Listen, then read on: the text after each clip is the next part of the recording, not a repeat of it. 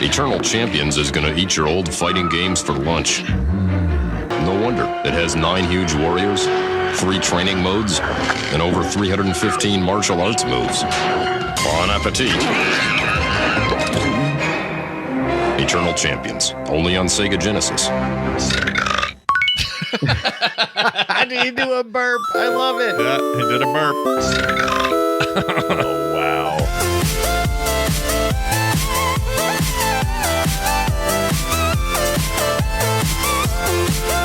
Hey, everybody. Welcome to Play Retro. This is Play Retro, the podcast, and I'm one of your hosts, Scott Johnson, and today I think I'll play the role of Jetta Max. On second thought, I would really like to be a noir guy from the 40s with some cool handcuffs, so I will be Larson. Either way, I'm going to do my 16-bit... What? Oh, I'm going to 16-bit my way to your heart and make those Capcom people rethink their whole plan of attack. Why does this cart weigh so much? Oh, that's a good question. It's heavy. It's a lot of bits. I heard 24 megabits. Yep. 3 megabytes. And I'm your other host, Brian Dunaway, and I am a time-traveling martial artist with period-appropriate clothing and localized flavor that oozes from my every pore. I spelled that wrong. And I was just about to die back home at the hands of my enemies when I was zapped here to this podcast about retro games. I am the champion, Eternal. Champagne? All right. Champagne? Champagne. You're an eternal champagne. That's what you are. It's Pore, P-O-R-E, Brian, not That's right. Pore. I kind of like what you did there, though. I'm not going to complain. Hey, everybody. That's good news for you because you're going to hear us talk about Eternal Champions. It was Sega's answer to Street Fighter and Mortal Kombat during a time where they very much needed to have something in the fighting arena, and everybody else was eating their lunch. SNK had their whole lineup. Capcom had a million things going on. Mortal Kombat was taking over the world.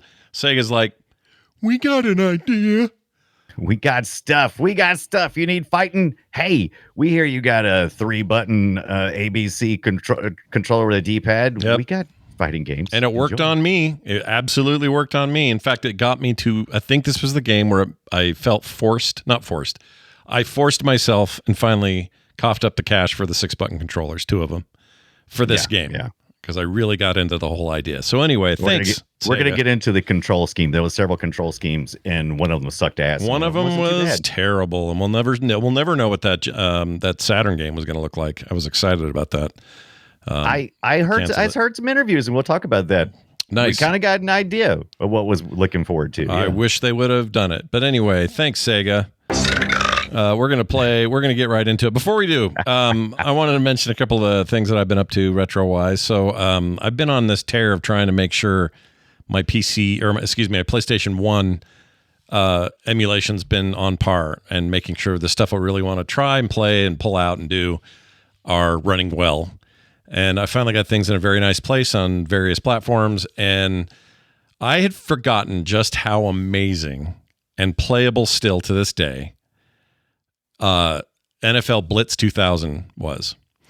Specifically the PS1 version of the game. There are other versions of the game. Probably the best looking version was on Dreamcast. That may have been 2002 or a different number. I can't remember. But NFL Blitz 2000 for PS1, as ugly as it is, has such tight control, such a fast tight control, fast like animation. It best mimics what the arcade brought to the table and then adds a bunch of other stuff like other modes and other ways to play the game. NFL Blitz on that thing is so freaking good to this day. It is so good. Mm-hmm. So I cannot recommend it enough if you are like way into extreme sports games like I am, and I really like, this over-the-top stuff Acclaim and Midway and everybody was doing back then.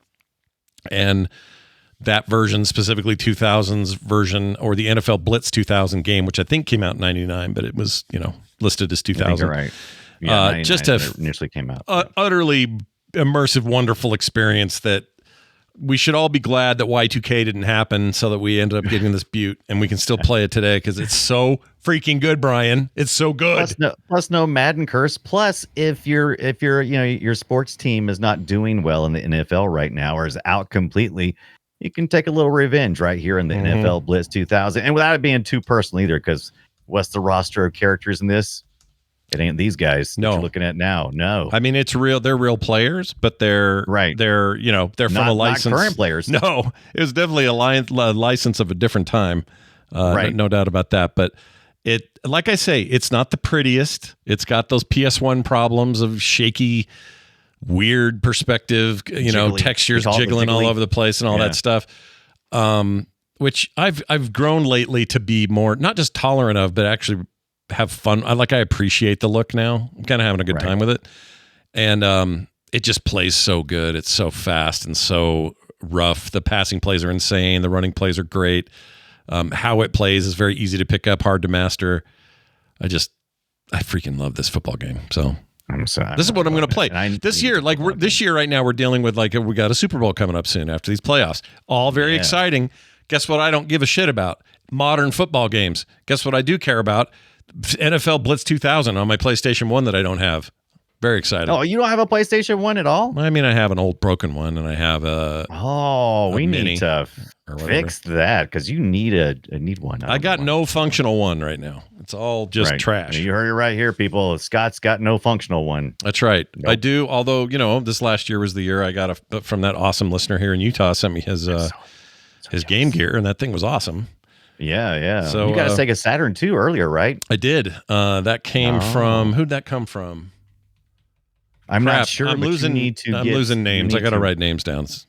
You need to write names. I actually started doing that, but I need to have it at hand. But I will tape the donators' names to the back of the units so that I can go back and look. Because I like doing preservation, and if anyone sends me something with memory cards, and I keep all that stuff in pristine condition because I consider that a something that represents a gamer. A love in a game. It's more than just a machine. It's it was loved, and it was loved, and it came to us with love. Right. But what you need, Scott, is you need I forgot you had the Saturn because I was planning on ordering one of these too. We've had some talk in our Discord community. Is the Sega Saturn Saru flash cart. Oh yeah. So yeah. It's got some new hotness, and it's fairly inexpensive. So I'm pretty interested in getting that. I did a video the other day about all the controllers I seem to be piling up, and was talking about this new one from 8-Bit Do, which I really like, and all the other ones I've got. And part of that conversation morphed into the little stupid device, the thing that goes into the controller for the Dreamcast, whose name I can never remember, and so I called it an MCU by accident in the video. Perfect. It's the MCU, baby. Yep. I still don't remember the name because I can never remember the name. I could look it up. I have a computer right here. So it's something you stick. Okay, so I'm trying to figure out what you're talking about because I don't even know what you're talking about. So you've got it. Is it a dongle you're sticking? No. You're talking about the little Dreamcast. Okay. It's like you're talking about the memory unit. Yeah. Is that so? It was a DMU? What was it called? Or just Close. MU? VMU. VMU is close. Virtual memory unit or visual memory unit, not virtual. Visual memory unit. I always end up calling it virtual, but you're right. It's visual memory unit because it has a little LCD screen on it. Yeah, and I got one of these little bastards in the other room somewhere, and I love this thing, and I'll never get rid of it. To me, it's a relic of forever keeping. Yeah, but it was never great. We got it. We should do a whole episode on weird ass peripherals. We haven't done a one-off episode that has nothing to do with necessarily the games, but the actual gaming hardware. Mm-hmm. And Sony had a visual memory unit as well. And I always wanted one. And I saw a way to get one or a reproduction of it not that long ago. And I would love to talk about memory units, man. Mm-hmm. PlayStation, was it the PS2 or the PS1? It was the PS2. You would get your CDs, and they would all come with a little slot to put your memory card in. Yep. Click. Yep. I remember that. Did you remember this one? Check this out. Hold on. I had this. Oh no, that's a new one. I'm trying to find it. There is one with a little LED on it. It would tell you how many blocks you had free. On the PlayStation. I don't know where. I don't see a picture of it, but I had one of those. I also had this. So this Dreamcast controller, as you can see, it's got a VMU in it. Yeah. And this thing right here is actually, I can tell what game it's playing. It's playing Resident Evil Code Veronica because this is how you would tell where your health was at a glance. So you didn't, lose track of that. I need to eat an herb. How do you know? It says fine. I don't know. So there are a couple of games where I remember, that was useful. but for the most part, it wasn't that useful. Not to give all of our good content away, but that VMU was important because the games they would design for it they wouldn't design a game mechanic that was absolute typically because not everybody had a VMU. Right. So you couldn't have it, but it was always a little extra bonus. And so much. I can't remember. Did the VMU ship with every controller, or was that an add-on? No, that was aftermarket. No. Really? You can get regular memory units too. Get Rumble Pack, I believe, and regular memory units with no visual memory in it. I thought those things. Let's see. I'm not saying they didn't sell a pack-in that you could, but I don't think the default basic would come with it. I think you're probably right. It says here. Okay, here it is. The visual memory unit, also referred to as the VMU in Japan and Europe and the USA, is the primary memory card produced by Sega for the Dreamcast home video console. The device features monochrome. Okay, prior to the launch of the Dreamcast Special Godzilla Edition, you could pre-order that with a pet game in it. Did it ship with it though? I don't think so. That's a premium product item that I think would increase the price of your unit. I don't think I ever bought one. Is my point? Is I think they just came unless I bought one with a pack in. Maybe I don't know. Let's see the VMU. Oh, they had a default 28K used for system use and 100K left for data storage, and you could put games on there. Let's see. It says several of the Dreamcast. There's several titles for Dreamcast include mini games you could put on there. Blah blah blah. They weren't ever good, so it doesn't matter. It says here that it. Oh no, it did. You shipped with it. You could buy third-party ones, but these shipped with every controller you bought. I don't remember that. Then how did I end up with two controllers with no VMUs? I don't know. I don't know. You need to go. You got to get them.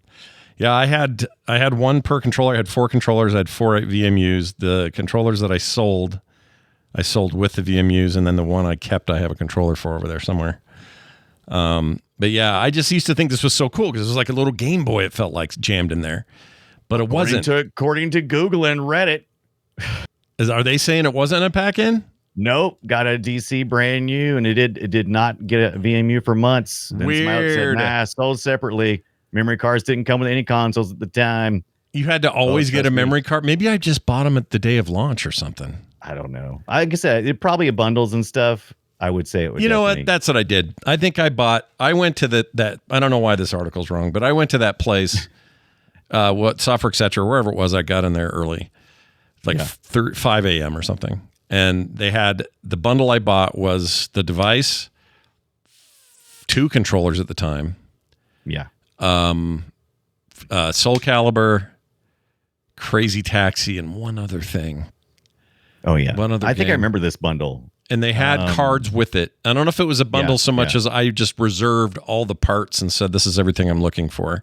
This, by the way, are the Sony ones you were talking about that I'm showing right now on screen. And I don't remember what these did, if they did more. I think they were just sold in Japan on top of that. I think. Yeah, I don't think you could get them here, right? I don't think. Yeah. We're doing a whole show. We're actually going to do Eternal Champions, I promise. But yeah. We're going to do a complete show on memory cards. I think that would be I think it'd be more fun than it sounds, right? It's like memory card. That sounds dumb, but just all the hoops you had to jump through and how important and how it really just changed everything. Oh yeah. It was and they were all stepping stones to what we do now, which nobody even thinks about. You're just doing stuff on a hard drive. You don't think twice. You don't think about swapping cards around. You don't think about limited blocks. You don't think of any of that shit now. But back then, this was important. You had to have these cards, and you couldn't go to your friends and play if you didn't have it. You couldn't save to CDs, and the systems, for the most part, early on, didn't have memory on the device to save to, right? Or at least not a lot. Can't remember. No, if you got some, like early on, it was like you'd have to have a battery built into a cart to be able to save it to the cart, but there wasn't any external memory until a little later on. Yeah. That's a fun topic. We should get into it. How'd you got the Spectrum? How'd that go? Oh, so for Christmas I got the Spectrum. But Brian, what is the Spectrum? Is the ZX Spectrum. It was something that we didn't have here in the US, and if you had one, congratulations, you're awesome. And all my European friends loved their ZX Spectrums and the Speccy, and they started selling this last year. And I have every mini of everything except for the PC Engine slash Turbo Graphics. I have all the mini stuff that you can think of, computer wise. Every mini that I've seen come out, I've grabbed it. So I didn't want to miss out. So I pre-ordered this on Amazon in the UK. And about 2 weeks after I pre-ordered mine, they said, we made a mistake. We're not supposed to be shipping these outside the UK. And I was like, too bad. Too bad. Got it. So they fulfilled it. They fulfilled it. It came in. If you never had a Spectrum, this is smaller, right? It's got these little rubber keys and stuff. It's a totally different experience, and I'm looking forward to playing this. It comes with 48 games included. This is kind of like your 8-bit computer era. So you could do some basic programming, or you could do some retro gaming. And let me see what some cool stuff that's on this game system. I gotta look what here. Does set you while you're looking that up? What does this set you back? What's your output on this game? So after the conversion to US dollars, I think by the time I got it shipped, it was 140. Gee, that's not too bad. That's all right. It's not too bad for. I mean, it's essentially a full size mini, because this was the size of the original machine. So it's not a mini necessarily, but I also have Commodore 64 Maxi, which is a full size Commodore 64 with the Commodore 64 Mini inside, but a full working keyboard. And this is kind of that same concept from the same people. Retro Games. I don't know if you're familiar with these guys or not, but they have a whole bunch of stuff. Also, while I was out there, I hopped over to this is the Amiga Black gamepad, which they came out at the same time. And a lot of times people pair these with the Spectrum because people might have them in their homes. And I went ahead and ordered this. And I think this came from it came from Italy. Was it Italy? I think that was Italy, Amazon. And that was the only place that would let me order it. That was the only foreign Amazon to let me order it. Why won't they let you otherwise? Like, what's the holdup on that? I'm sure is something. Yeah, but I don't know. All I know is that I keep traveling the world to different Amazons and checking it out until they finally say, "Yeah, we'll send to you in America." So yeah. Sometimes you don't have to jump. The reason why I got into this to begin with, because I was looking for the Commodore 64 Maxi, and you can't get that in the US anymore because they didn't sell it for very long here in the US, and they were selling for like $300, and I was able to order it, one of the last ones, off the Amazon UK store, and I think I paid like 150 equivalent of it. So I was like, so that kind of got me started into doing this whole Amazon worldwide jumping. I've been doing with retro gaming stuff. That's cool that you got not away with it, but you know what I mean. I got away with it, but I pre-ordered early. If I had not have pre-ordered early, I definitely would not have gotten it, because it said later on, like about a month later, it was like, no, we're not sending this outside the UK. Is somebody trying to do that?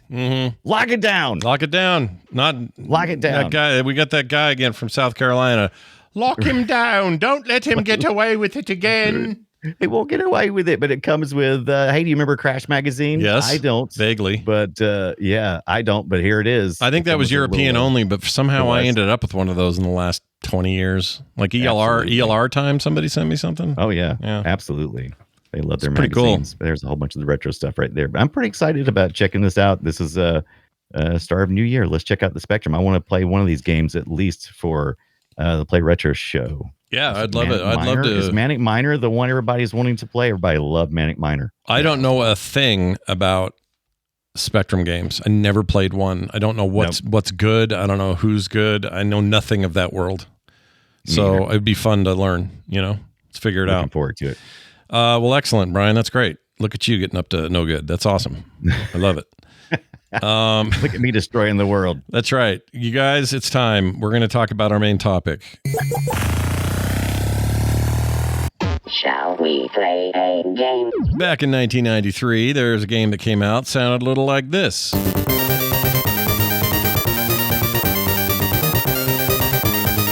you heard that music, you're like, oh, let's get into some fighting. So here you go, some fighting. Simpleton. What you're hearing is the worst part of the game. The Genesis audio is bad. I'm sorry. I'll just say it now. It's some of the worst sound work that Genesis ever saw. We talk about this a lot, and I've actually, since you've said that, I never thought the Genesis audio was bad. That was my primary. No, I like the Genesis audio. Don't get me wrong. It's not that the audio's bad. It's that this game's audio work is bad. They were capable of more. By 93, they could do a whole lot more than this is doing. And I don't know what happened to these people, except they just ignored the capabilities, because even the even the Sega version of Mortal Kombat 1 and 2 and the Sega version of Street Fighter Hyper Fighting both had better sound quality, better voice samples, better punch noises, had a guy going round one, all this kind of stuff. Right. This game is the just samples are definitely definitely something going on here. So you're right about that. It seemed a little subpar, but this was also on the largest cart at the time, which was the 24 megabit, which is 3 megabytes essentially.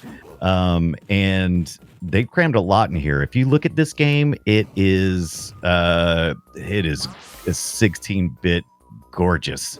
It has got so much detail in it. It's got lighting effects that, they're all faked. They're all fakey lighting effects. It's not real, but kind of like the fog. The fog is like an interlaced. I don't even know what you call it. It's like a dithered, transparent. I don't know how they did all the tricks, but man, they were using everything. So I'm not surprised it might have squeezed a couple of little, bits here and there out of the audio and went, you know what, it's fine. Yeah, there are parts of it like it does. It does play really well, but there are parts of it where sound just cuts out entirely because there's so much going on, and it's common. It happened a lot in my playthrough this week. And I remember it being a problem back then. This got fixed primarily with the CD version of the game. Had way better audio, obviously, because now you have kind of unlimited audio. CDs are fantastic at audio, and it opened all that up. Yeah, it made it way better. Even the more crunchy stuff that they would put in just into memory that wasn't being played off the disc, that just all sounded better. But all that being said, I got sucked into the marketing on this big time. I heard Sega was doing this. I was a giant Genesis fan. I couldn't get my hands on it fast enough, and I bought this thing for, I think, way too much money. I think it retailed for like $60, which is pretty high. I don't think you paid too much money, because the 24 megabit cart is expensive, and I think you probably got a good deal. Yeah, I mean, maybe compared to today's standards or whatever. It's obviously games are weird when it comes to inflation, like the way that they've either stayed the same or gone up, then down, then up, and then stayed the same for a very long time. Like, it's all very weird. Go get. I could run to a local big box store and grab a Nintendo game for $50-$60. No problem. Some are 70 now, but bigger. No. I'm most talking about Walmart, who always has a little cheaper. Well, that's true, but that's my point. Is even though they're this thing's you go find a 20 gig game, you're not paying by the megabyte, thank goodness, or we'd all be broke. Right. But you pay by the experience and what the market will bear, and that's just an interesting part of this business. But in this particular case, I remember at the time I was paying maybe an average of $49 per Genesis game, and this game was like $69. It was expensive. It was a premium. It was a premium title, but that's okay. It had a lot of hype behind it. I think they believed in it. I mean, come on, they even had the 7-Eleven Sega Eternal Champions cherry flavor. Hell yeah, Slurpee. So I mean. They advertised it. They knew they were going to sell it. Yeah. And it's a lot of fun. It's not the best fighter I've ever played. No, not even. But it oozes this style that is just. I mean, other fighting games have plenty of style too, but this just felt like it had a little bit of style magic in it with how it looked. It just. And literally, like the whole thing's based on this idea that they pull all these different characters out of different times. Yeah. And the archetypes are all kind of similar. This Triton looking dude here is, he's basically Fishman with a hook. Yeah, Fishman. Where's he from? He's from Atlantis. Or something, right? Yeah. And these. Did we talk? Yeah, go ahead. Did we talk about the basic storyline of the Eternal Champion is a timeless being that's pulling warriors from all martial artists, by the way, from different time periods and pulling them into his arena for battle so that they can save the sacred timeline or something like that. Yep. But something basically like that you got right before each of these individuals died in their own timelines. He yanked them out, and so they ended up having to fight. And whoever wins, whoever beats the eternal champion, gets to go back moments after their death would have happened and continue their life. So that's the reward. I gotta look it up, but I don't think this has much of a competitive scene now. A lot of retro games do for the competitive fighting scene. So you'll see people still playing, Mortal Kombat 2, or playing PS2 version of I don't know what. Like older games get played at these events, not just new games. In fact, most of it is the older games, and they have these championships and stuff. I didn't find Eternal Champions on anybody's list of like competitive titles anymore. Yeah. And I think part of that is, first of all, the franchise just kind of died out. And so there's nothing to continue on to. But also, I found the fighting, while, fairly well balanced and for the most part, I didn't find that once I got to a certain level, I feel like you're probably just going to plateau. And I don't think you're going to there's just not enough variation between the characters to have a competitive scene where you can take real big advantage of certain things. Mm-hmm. It's an okay fighter. It's okay at that part. Yeah, it's okay, and it's ambitious from the business standpoint of what they were trying to do. Right. But it's not like this is going to dethrone any of the Fatal Furies or any of the King of Fighters or any of the Street Fighter or any of those games that are just venerable, names in the fighting world. This was never going to topple that. No, I'm not even sure they thought they would. I think they wanted to sell, have a high selling brawler that would be their brand. And if it succeeded, then they could do all kinds of stuff, spend it out into cartoons and toys and, all the stuff you do. Oh, don't give up just yet. So Michael Latham, the creator, he poured his heart into this as well as the other individuals on the teams that worked on this. And we're going to finally get a movie adaptation. Oh, yeah. I forgot about this. I forgot this is happening. On the way. Yeah. Soon, right? Or maybe soon. This is supposed to be this year. So from the co-writer of Kong Skull Island and Rise of Skywalker, they're bringing us something. Hollywood Reporter is said that, they're putting together a script. They're going to do this Eternal Champions on the screen. Yep. On the screen, man. They said there's concern right now. There's a bunch of talk about how badly Borderlands did, so now everyone's a little skittish.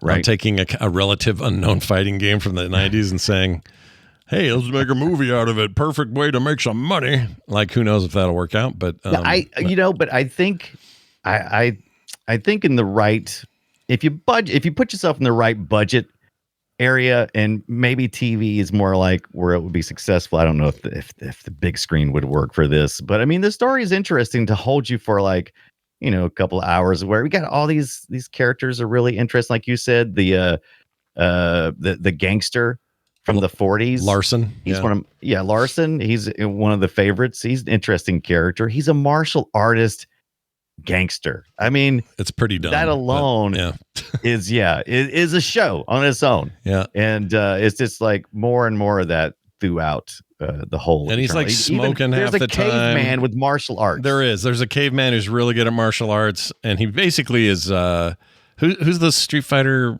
guy with the crazy hair and he's from the jungle or whatever. I can't think of his name.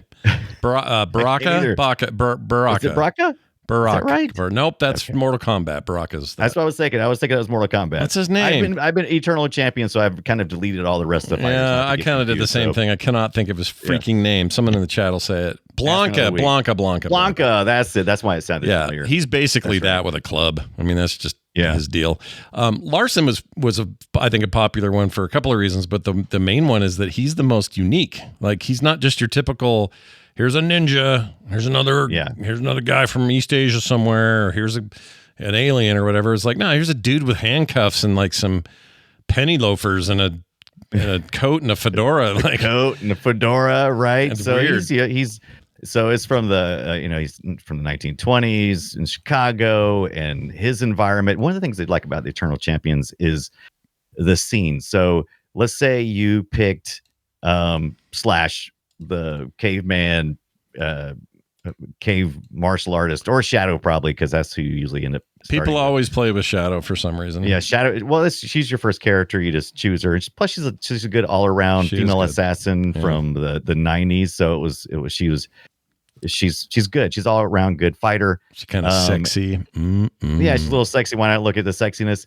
And so then you go fight the other individual, whoever you're fighting. So if you're fighting Slash, the caveman, your scenery that you're fighting in front of is, like volcanoes and old caveman shit, right? Yeah. And if you're fighting the away team, always the team on the not the home team but the away team, whoever that is, they're the visitors. That's the home team on the other side gets whatever they are. Yeah, so you're always playing on their home court, basically, is what you're right, doing. exactly. Yeah. And so I loved going to fight Xavier Pendragon. I didn't like playing him very much, but something about a 1692 blacksmith from Salem, with like burning stuff in the background, that whole Salem's witch burning stuff.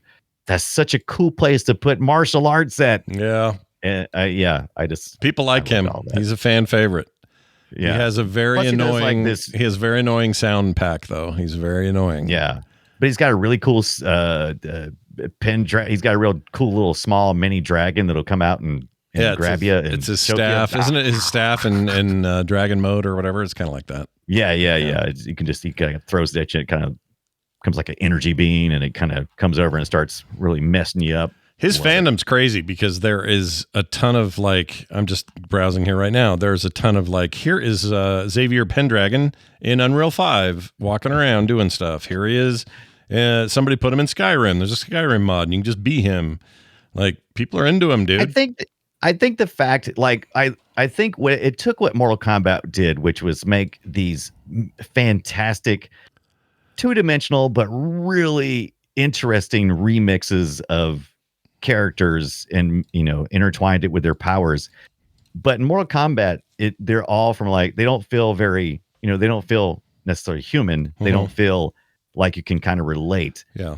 Except for a few. There's a few that are, that you can relate to, and you probably connect the most with those guys. But here you do. You got a whole bunch of time period appropriate characters that you can kind of fill in all the little backstory and go, oh, that's cool. Yeah. A 20s mobster guy going against Jonathan Blade, a bounty hunter, for Syria, raised in Africa from the year 2030. He's from the future. He looks just like Blade. Yeah But he's not a daywalker. No, but it is. But right. Yeah, they just kind of. There are a lot of ideas that are lifted from other stuff, and some of it's obvious. Larson's the most unique, I think, because nobody's fighting with that in other fighting games.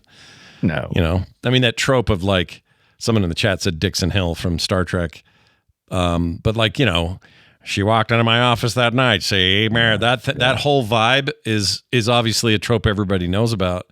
So why not make him a fighter, dude?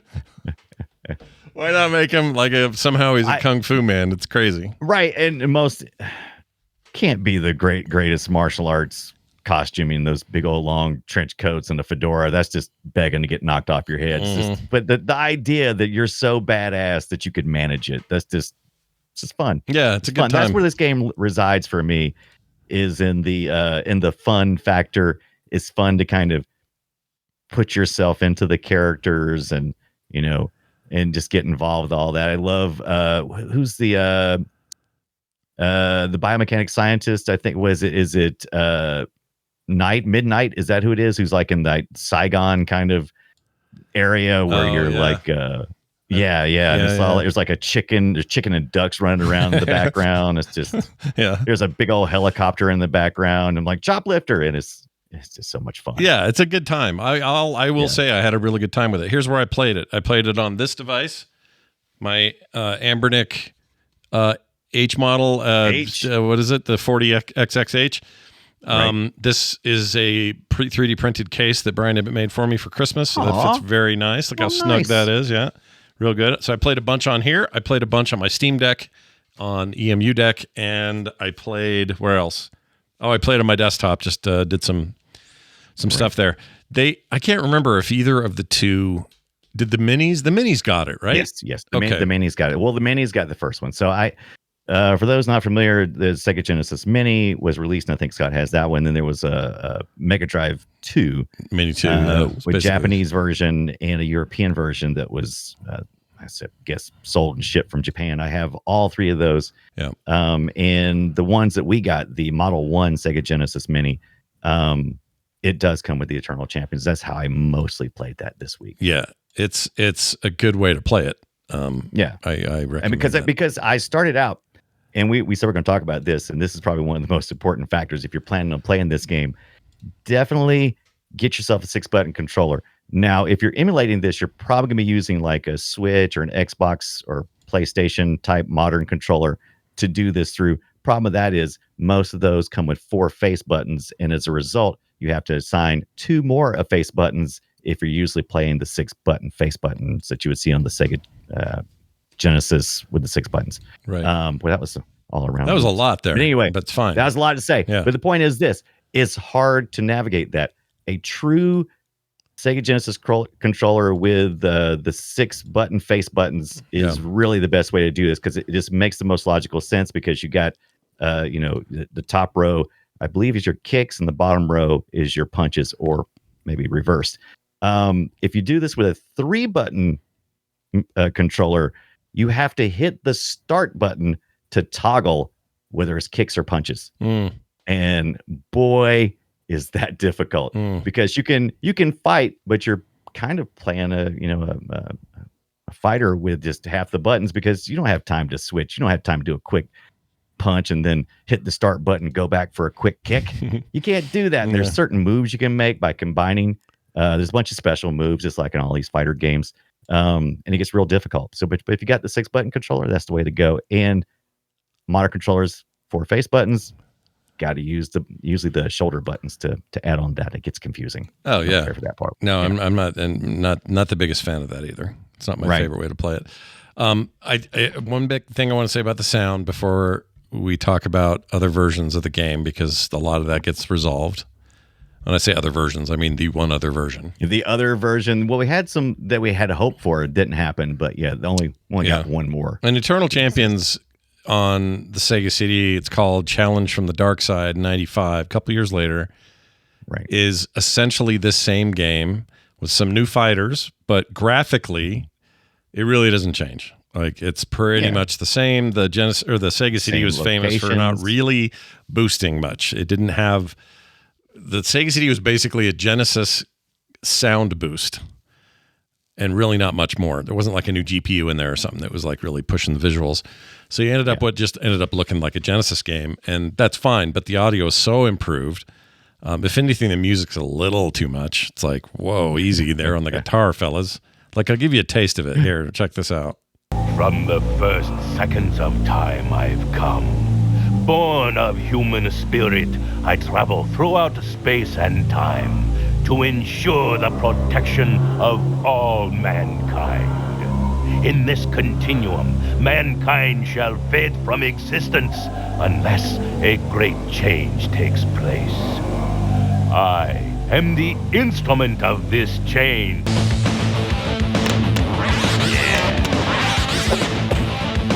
So you get a lot more like, rock and roll business, a little bit better hit sounds. So it's an improvement. Yeah. It's an improvement. The load times are terrible, though. Terrible. Yeah. Terrible. I think the graphics were a little improved and also deproved, because once again, we had those same settings for each of the characters, but some didn't seem to have as much punch to them. Because they had to add some more characters. They added Ramses the Third, right? Yep. You got your Egyptian pharaoh. He shows up. We got Raven, who's a voodoo priestess, who's kind of weak, but also when she gets her magic going on, she can kick your trash. Oh yeah, she'll boot you right in the cheese for sure. Right, boot right in cheese, unless you're playing as Dawson, right? Because you can't see my cheese in these cowboy pants that I got going on. Nope. I don't know why we needed an Old West guy, but I liked him. Yeah, he's all right. I liked him. He's all right. Yeah. And then also they added in the Dark Eternal Champion. So you got your Eternal Champion, and then the dark Eternal Champion. I'm like, wait, I thought the Eternal Champion was already dark. All right, fine. It's So it's basically like the way Star Trek could do the alternate universe stuff, where Right. Spock had a goatee and was evil in one of them. Yeah. It was that idea, and it's fine. Now, I didn't get to unlock any of the characters, and I didn't cheat my way into the really cool characters like Chen Wo and Blast. He's a Green Beret soldier from 55, or Thanatos, Greek god of death, or the Senator, which is a great idea. He's a politician from 1995 as well. So the modern Senator. times. Wonder if he was Yeah. based on a particular senator. I don't know. Look at these DOS ass screens they did, though. Who do you think he was based on? I'll tell you exactly who he's based on. What senator caused the most kerfuffle? Probably, what's his beak? Yeah. The guy that wanted to ban video games. Yeah. What was his name? He popped parties at one point. What's his name? Yeah. Was it Joe Lieberman? Joe Lieberman. That's it. Here, by the way, yes, he's the these senator. result screens are terrible. They look like DOS screens. What were they doing? Where's the money and the spendy on the result screens? Terrible. Yeah, but they punched him right in the face right here in the game with making it, he's the senator, and I heard he found out, and I heard he didn't like it. Oh well. Oh, that's a shame. Poor Joe Lieberman. Will he ever be okay? He died. Right. He died. He's dead. He doesn't not exist. because of the game. No. He died because he deserved it. Just kidding. He died because he was old. Oh wow. It's because he was Ouch. old. You know. Because he was old. That's what happens. Yeah. What's he? He was called the Senator. Not him, but the Senator in this game. Yeah, the senator is what it was called in the game. In the second challenge from the dark side. You need to look it up. It's pretty I'm good. looking him up right now to see what he looks like. pretty Oh, he's good. like an old guy. You know what? He's just modeled on the Larson. Yeah, that's all they did. A little model swap, maybe, a couple of things. Just get the long Yeah. trench coat. Here he Yeah, is, chat. It's fine. I'll show you what he looks like. This is fine. But one of his special moves is mudslinging. He's also throws mud. That's great. he's got diplomatic immunity, which is also great. He can do Diplomatic immunity. if you hold for 5 seconds to the left, and then go right and do a high kick, you can ban violence. Nice. That's right. Nice. Yep. Definitely throws taking a piece of stab at paper. him. They're taking a stab Right. at Lieberman, 100%. He throws a piece of paper, the reading ban. Wow.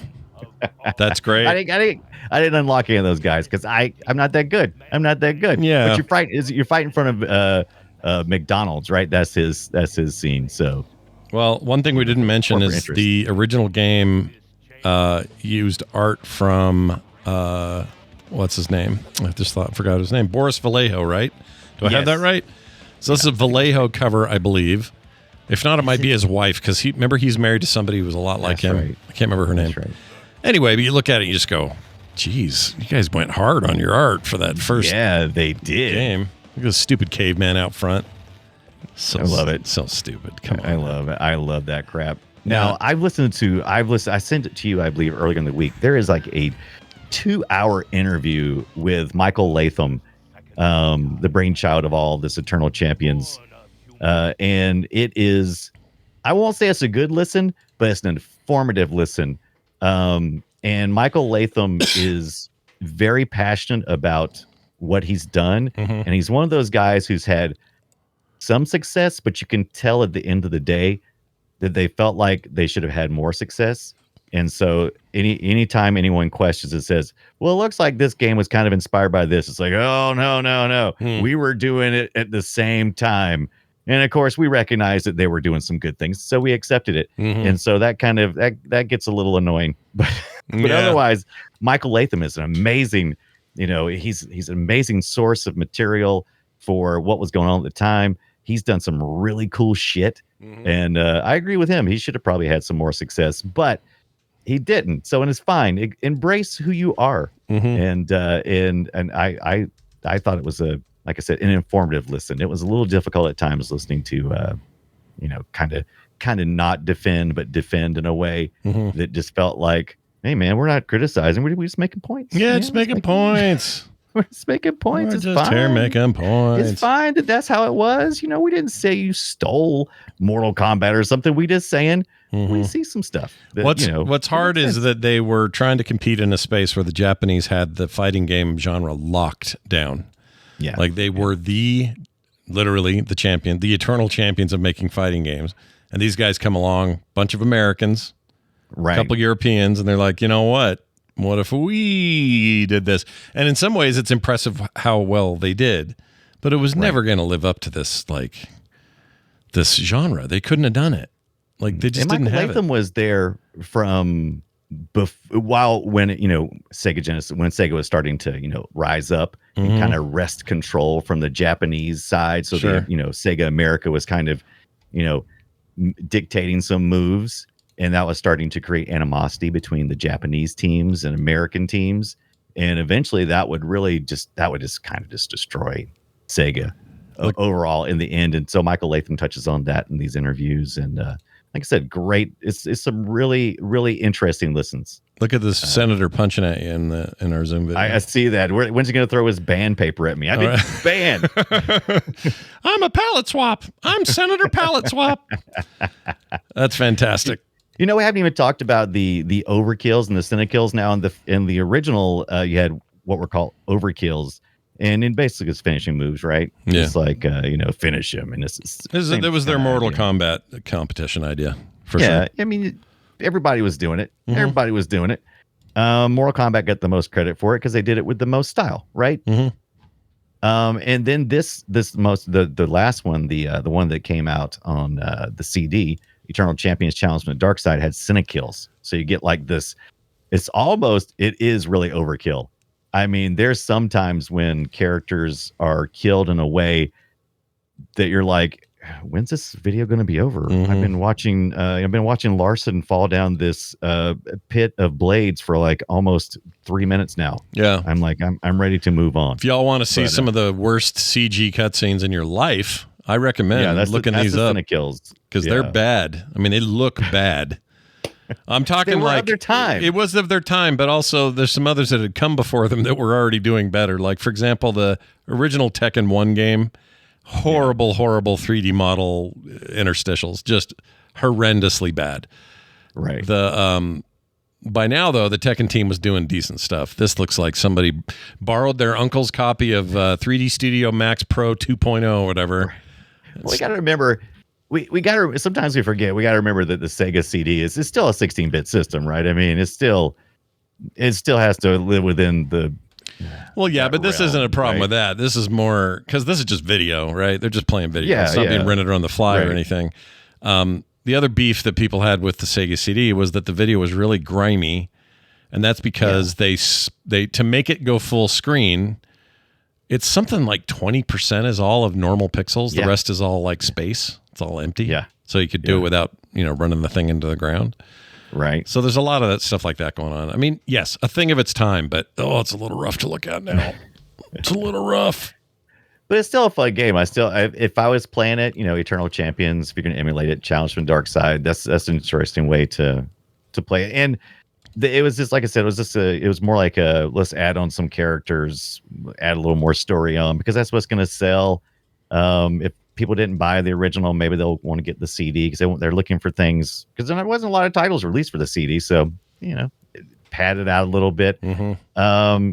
But the thing that Larson was talking about was that he wanted to do something that I thought had been really cool and might have added longevity to the series. What he wanted to do for the second one was to bring in the people who murdered you. So it was going deeper into that story. So Larson would be able to face off with the person who killed him in his timeline. And that would introduce all kinds of amazing characters and just continuing to branch out and do the same thing for just different time periods and stuff. Like Ramses would have been interesting if it was done in a different way, maybe. Mm-hmm. I can't imagine a time that I would get sick of mixing historical figures in with martial arts. I mean, I could just do it everywhere. It's like, oh, what about Napoleon? If he could do some martial arts, that'd be bad, right? That'd be cool, right? I'd like to see that. He's a little shorter than everybody else. Got the big hat on, like everybody sees him in. That'd be kind of cool. Then you could like ban him to an island or something, instead of killing him. So you want some actual historical figures out there fighting, right? Yeah. Right. Yeah. Maybe get some Hitler up there. He comes in, come on, let's do it. Let's always doing all bad always guys? a safe thing to get some Hitler up in there. Always a good idea. Right. I like the way you said that. Yeah, get some Hitler up in there. Let me say this about the Saturn game that never happened. It was supposed to be 3D, and there's no footage. I couldn't find any. Oh anywhere. no, they planned everything out, but no programming, as far as I know, ever took place. Boo! Yeah. Boo! So it was well laid out. They had a lot of good plans for it. They just couldn't execute it because in Michael Latham, once again, you could see all of his scars, so it's a good interview for that. Mm-hmm. But he talks about, oh yeah, they nixed that because they didn't want it to mess with Virtua Fighter because that's what was going on. And I don't know how much truth was that, but it just sounded bitter, right? Yeah. And it didn't sound like information. It felt more like they just didn't want to mess with the Virtua Fighter, so we didn't get to do it. And I'm like, well, was it also because you were a jerk? I don't know. Yeah. I want a whole story, not half story. Yeah. Yeah, not half story. Give me the full story, jerks. It's an interesting game, though. The one that I didn't know about at all, though, was this Chicago Syndicate thing. Oh, yeah, this for the Game Gear, right? This is crazy that this even exists. Like a spinoff for the Game Gear that is not a fighting game. It's an adventure game with Larson. Right. It's called Chicago Syndicate. That doesn't even say on here. It just says Larson, Tyler, Chicago 1920 AD. They don't even say Eternal Champions anywhere. Yeah, Michael Latham has addressed this as well. He's like, yeah, it had nothing to do with anything. They just used the character. I guess they must have, it's like, hey, we got some character models over here. We're making a game. Already got some backstory here. Let's just put it in there. Has nothing to do with Eternal Champions. Oh, look at this cop. Look at this police guy. Larson. Look at him. Look at him, dude. Isn't that great? With a little tiny hand. Like, oh my gosh. It's just like Game Gear. Oh my Lord. Yeah, it does. I love it so much. Look at this dude, Mr. Tagliolini. Tagliolini. I love that. Oh no, Jersey Slowacki. How about this one? Margarita Callis. Ooh, she got a patch on. You got one eye. So these are all the people he's got to go stop these. Ooh, Flint O'Connell. You've got to fight Flint O'Connell, me boy. He's got the potato. Go get him. Ooh, Chiang Chien. That's a little name. I'm a little nervous about that one. What we got here? Grace Jackson. Oh no, Grace Jackson. Shit. Oh, that I'm not even gonna comment on that one. Oh shit. Anyway, you run around as him. I tried to find this. I couldn't even find a legitimate version of this ROM. Yeah. I don't think it sold very well, or I don't think too many were made. Is this thing worth money if you had it? Oh, that's a good question. I didn't look that up. I just recognized Larson in it, and I was like, okay. And then I saw the disclaimers, and I was like, oh, we should talk about this. But I didn't look up. Chicago Syndicate Game Gear. It's either $100 or $5. Yeah, let's take a guess, and I'll tell you what it is. What do you think these going to go for? I would say if I was ordering this I was going to go to eBay, I might pay upwards of between $80 to $125. Where I'm at. This is $10.95. No, I ever paid. I got robbed. You got robbed. If you spent that money, bad news. This game is not a big reviewer. It's not like it's not on anyone's best list or anything, but no, I don't know. You probably spend worse time on a Game Gear than this. It looks all right. Yeah, it's fine. I mean, that punching's a little suspect, but he's got his cuffs he can shoot out. Yeah, look at that. See, it makes me wonder if they had plans back then to do spin-offs of other characters. So you'd have Xavier, what's his butt, doing his own thing, and fantasy. And game. you could, because this had a comic run as well, a little comic book run that you read about Eternal Champions, because it's a neat idea, and it allows you just to.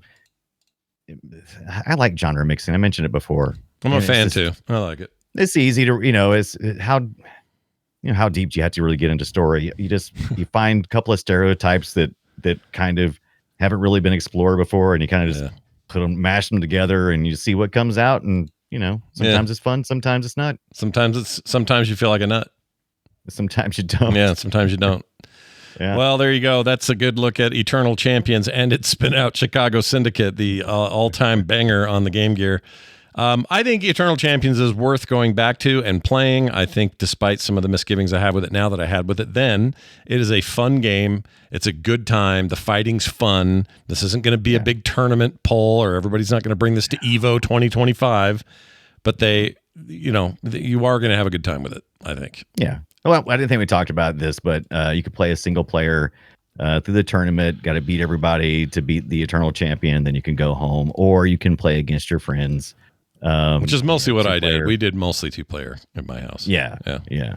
We just I think it's more, and lots of times I'm like, lots of times these types of games, I'm more like, oh yeah, it's better to play against another human because the AI is wonky. But I actually feel like the opponent's AI was, okay. It's all It was right. a nice mix. Yeah, it was okay. I felt like I was making some progress. They didn't get too predictable, but they also weren't impossible to beat. Yeah, I wouldn't call it the most so- balanced game I've ever played. Certainly not. Yeah. But it's fine. It's fine. Fine. This is a definition of a game that is fine and then also has a freaky fandom I didn't know existed.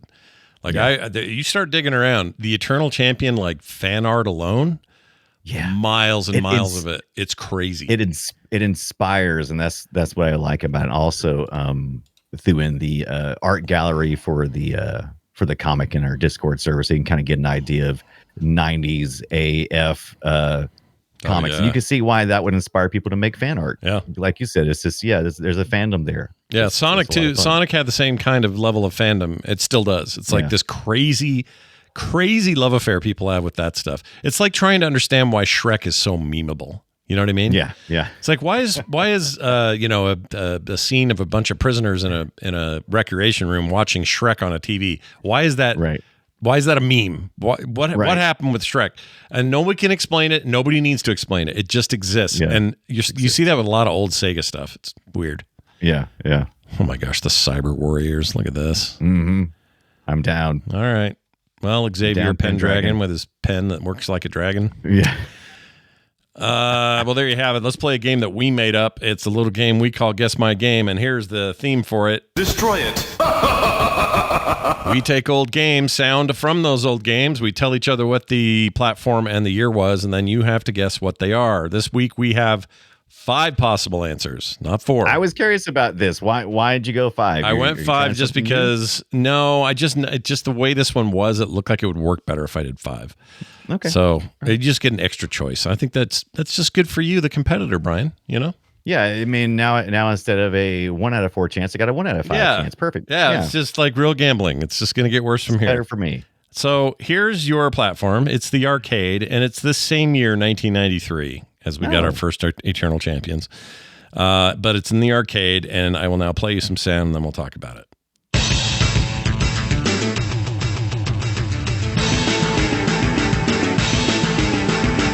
Round 1. Fight.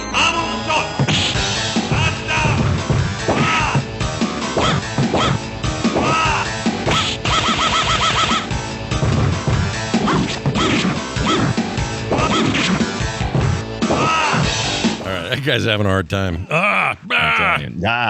Why stop hitting me? All right, here are your options. This is obviously a fighting game. I will give you that. Okay. All right. Is this A, Ninja Commando? These are all fighting games. I didn't make these up. These really exist. Yes. Ninja Commando. Is it B, Super Sidekicks? Is it C, Fatal Fury 3, Road to the Final Victory? All right. So Fatal Fury 3, Road to the Final Victory. D, World Heroes 2. Or E, Samurai Showdown 4. It really just, it sounds like a competition type. Oh, if it game, helps. right? And it is a very competitive game. I will say, I forgot to mention, all of these games are SNK fighting games. They're arcade and Neo Geo, most of them. I don't know if they all made it home, but Neo Geo, SNK hardware out in the arcade, that's what this was. I don't know any of these games except for Fatal Fury 3. Ninja Commando, that sounds like not a competitive competition game. Super Sidekicks, what is that about? Fatal Fury 3, Road to the Final Victory. D, World Heroes 2, or a Samurai Showdown. I'm going to go with C because I got no other ideas. Fatal Fury 3, Road to the Final Victory. If you've never played a Samurai Showdown game, you should, by the way. They're amazing. All right. All right, let's find out if he's right. Is that the one? No, the answer is no. D, World Heroes 2. World Heroes 2. That's right. This was a tricky one. I don't think I would have gotten it. So there you have it. By the way, Samurai Showdown may have peaked at 2, but I like 3 and 4. I think they're fine.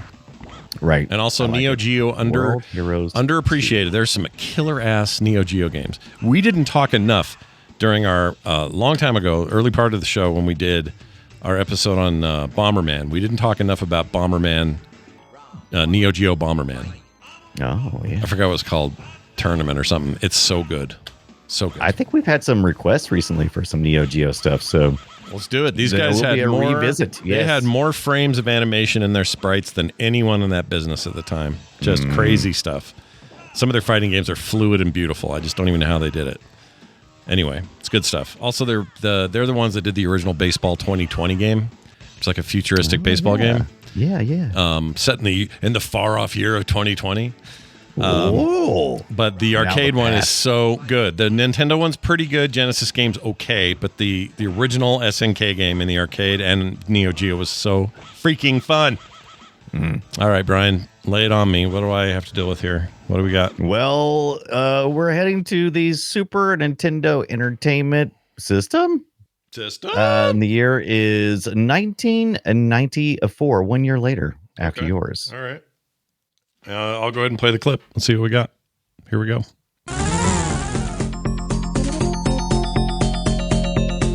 Definitely a SNES title. Mm-hmm. Ooh, hello. Oh. Is this just me doing push-ups on a Friday, or what is this? Yeah, nailed it.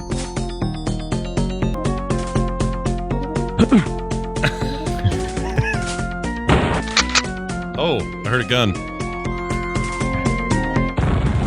Oh, geez. I'm glad I'm listening to the whole thing. I need to know this stuff. Yeah. I was pleased. All right, I think that gives me enough. I was pleased with where I'd landed on my randomness for the audio capture. I was like, oh yeah, that's good. Oh, it's got some good stuff there. Yeah. All right. Here's your choices, Mr. Scott Johnson. Yeah. Is it A, Killer Instinct, B, Brutal Paws of Furry, Fury, C, Furry. We learned the furry this week. Yep. C, Alien versus Predator, yeah. D, Blackthorn, E, The Flintstones. Okay. I added that E in there because I saw you had an E. I have a ton of experience with 3 of these games, and I can tell you it is not Killer Instinct. Okay. It just doesn't fit. Although, talk about an ugly game now. Holy shit. Right. Brutal Paws of Fury, I never played. I can't say. Alien versus Predator, I did play. I don't think this is it. D, Blackthorn, I played the living hell out of. And that was a Blizzard game. Yeah. Blackthorn was. Yep. And the Flintstones I didn't play. That does not sound like the Flintstones at all. Is that Barney going, ooh, hey Fred? It's like Barney Rubble. Ooh, hey Fred. Hey Fred. Hey. My instincts tell me that's Blackthorn. Oh, so then you got to say the words.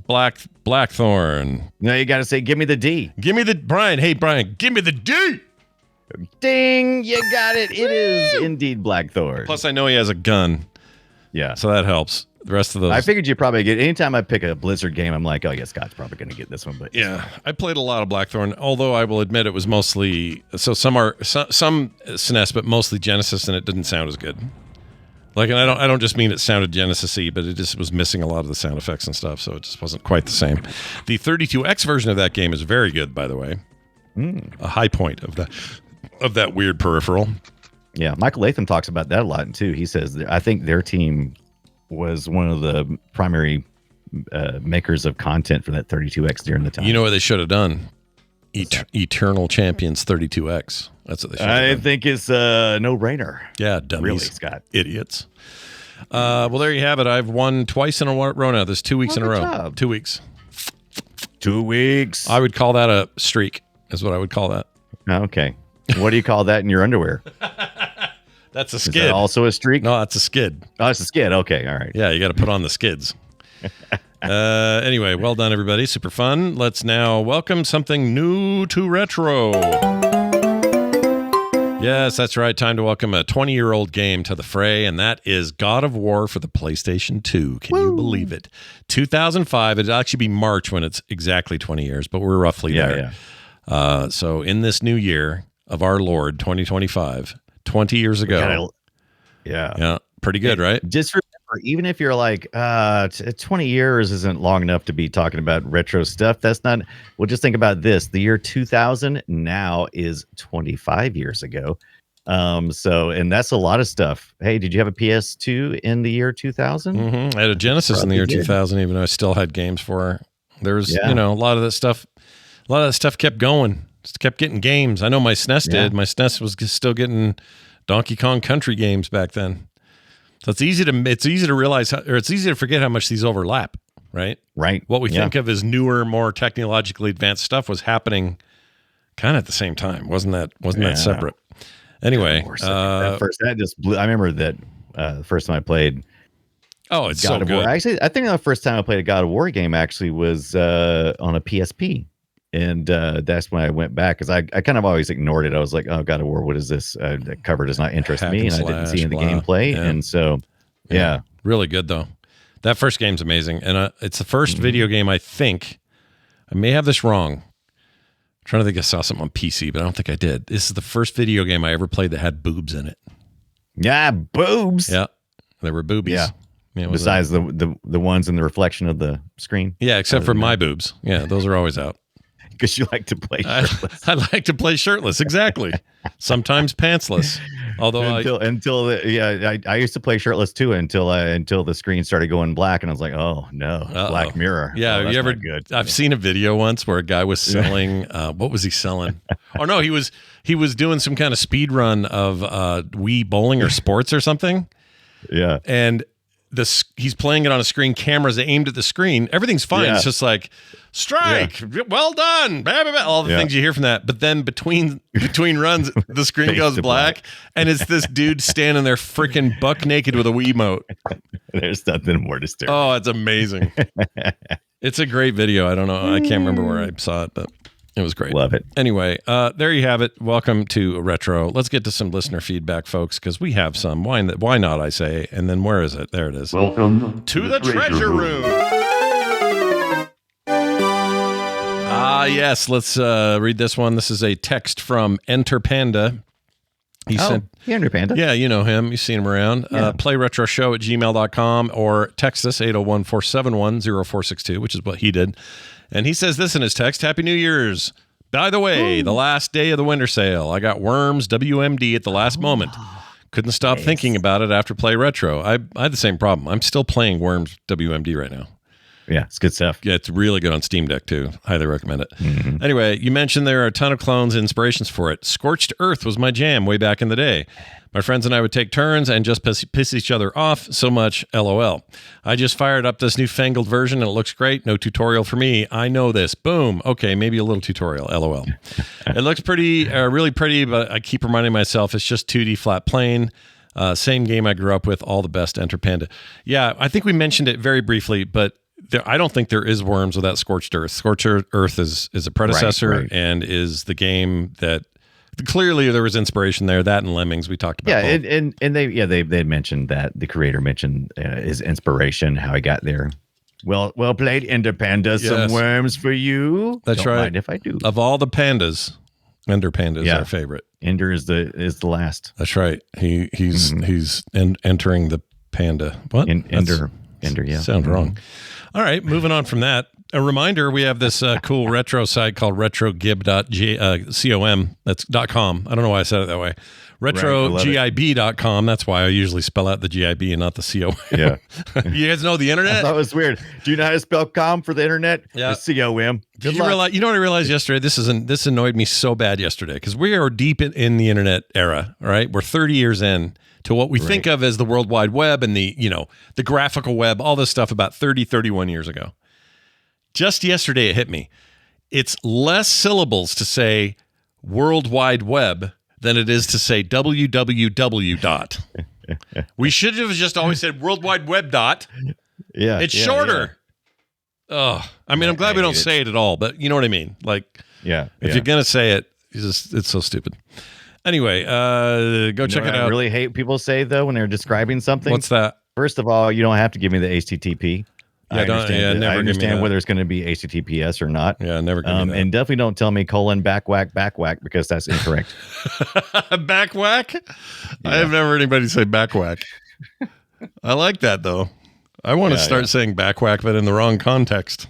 Right. I want to call my mother-in-law back whack. That's what I'm gonna do. Back whack? Yeah. A bunch of back whack. Hey, back whack, what's up? She'll go, excuse me? I'm offended. I'm always offended. All right. Well, there's that. Hey, guess what? Next week is a new game. It's not new. Our game we're going to cover. Afterburner. Sega staying in the race, man. We're not leaving Sega, but we are going to the arcade and then eventually other platforms. But the classic Afterburner. This is a very close special one for me. And let me tell you why, Brian. I may not even have told you this before. I don't know. I don't think so. And I wish I could find these. They're somewhere in a box. I've got to find them. But when my dad was building arcades and filling them with cabinets, and we got into the making of games business, making our own cabinets, working with Data East, bringing over boards, selling the actual hardware, when that started happening, right before the crash and we lost everything, great time to invest, by the way. Right. Learned some lessons there. But when that was all going on, he had a sketchbook. And in the sketchbook, he would write down all these ideas. One of them was a fully stereo sound game. You got to remember back then in these early arcade days, there wasn't such a thing in the 80s. There weren't stereo games. And he did it. Him working with Data East, they built a game called Zor. I did the art for the panel up top. What? And it was the first arcade game. It didn't take off very well. It was basically like a scrolling forward shooter, 1942 style, called Zor. And it was the first stereo game in the history of arcade games.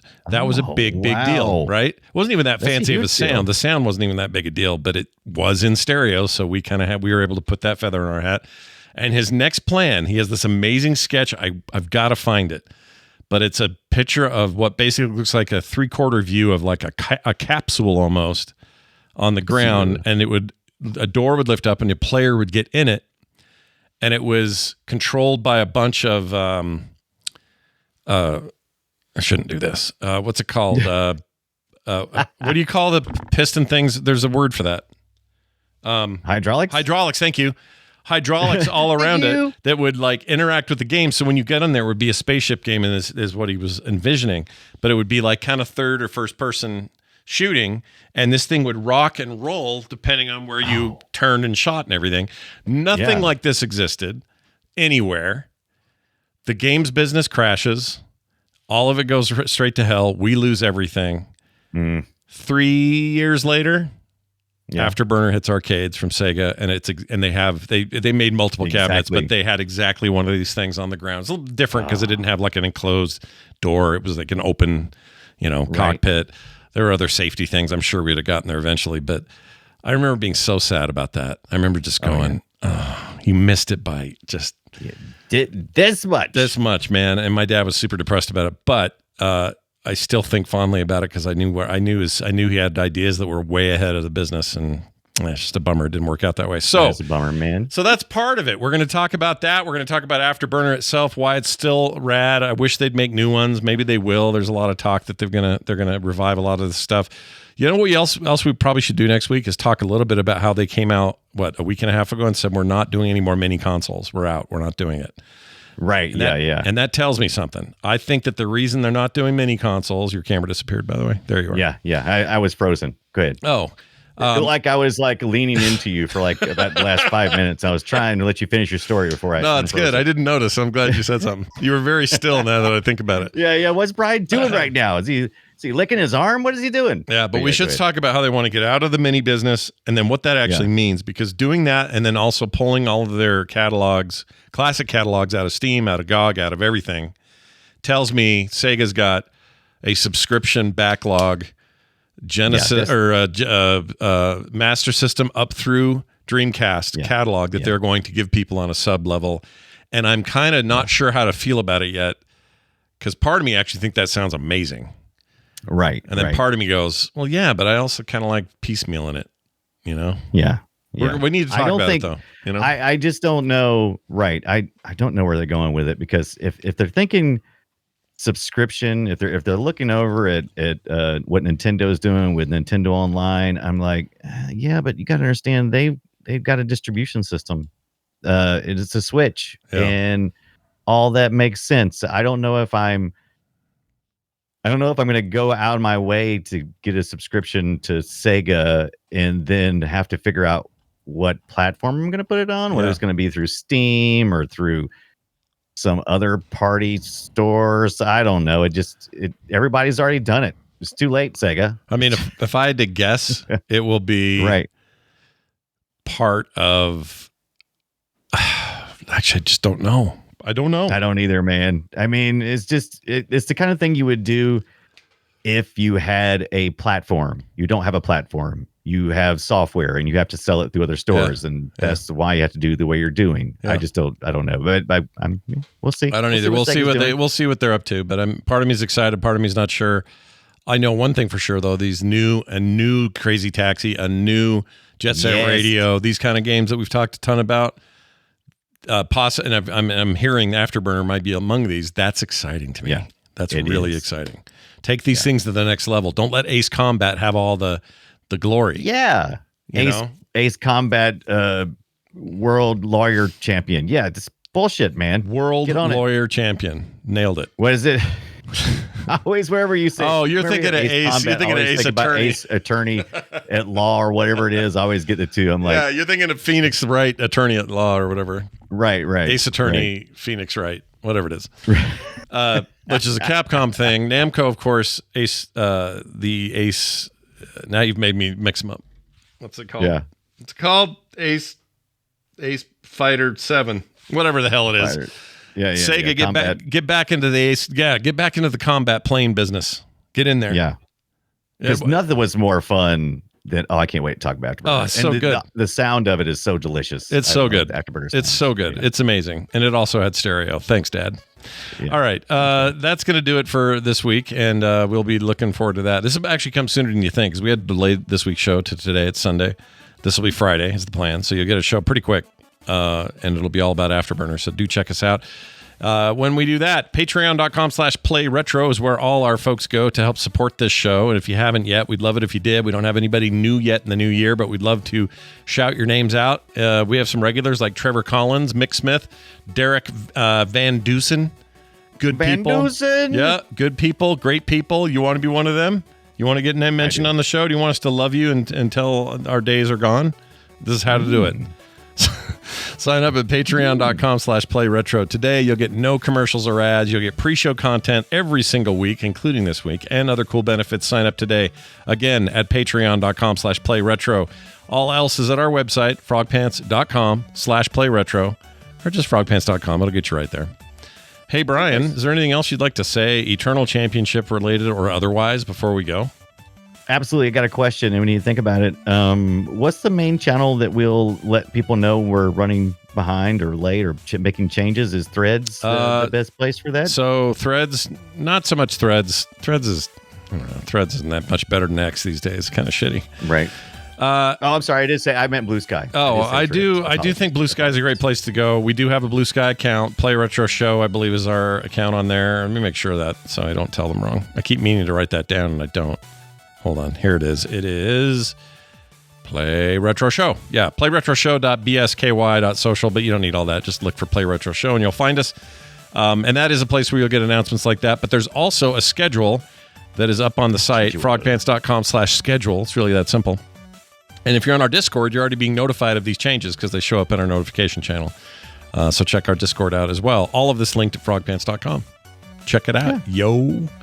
All right, that's going to do it for us. Thanks for listening. Go play something retro, you bunch of weirdos. We'll see you next time. Wait, whack. Why isn't it playing?